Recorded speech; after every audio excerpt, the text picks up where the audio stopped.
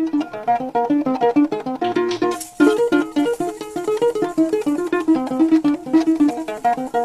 je suis intervenue dans tout ce qui était prise en charge psychologique des familles en cas de cardiopathie congénitale parce qu'on sait que le retentissement est très important dans la vie des personnes.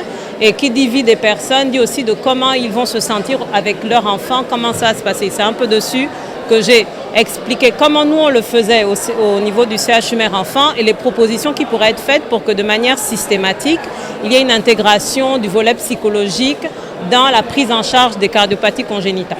Alors la prise en charge ne se passe pas au niveau du service psychologie parce qu'il n'y a pas de service psychologie, mais ça se passe au niveau de deux services principalement.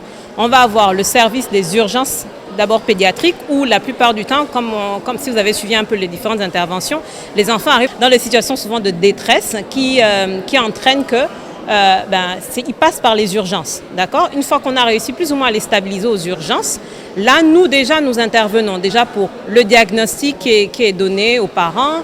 On intervient aussi ensuite lorsqu'il y a une continuité de soins au niveau des hospitalisations, d'accord ? C'est-à-dire que l'urgence est un peu est stabilisée et donc on va nous aussi intervenir avec les familles, avec le couple parental. Si l'enfant est plus ou moins grand, on va aussi aller accompagner cet enfant pour qu'il comprenne au mieux ce qu'il est en train de vivre, repérer et tout ça avec les médecins. C'est très difficile parce qu'il y a beaucoup de déni, les dénis qui entraînent le retard de prise en charge, qui entraîne aussi que ces enfants arrivent, on va diagnostiquer une cardiopathie congénitale chez un enfant à 1 an, les parents, on a eu déjà des cas, les parents ils vont retarder pour x, y raison et on va arriver à des enfants qui arrivent ici à 4 ans dans des états déjà dramatiques et qui conduisent quasi systématiquement à la mort.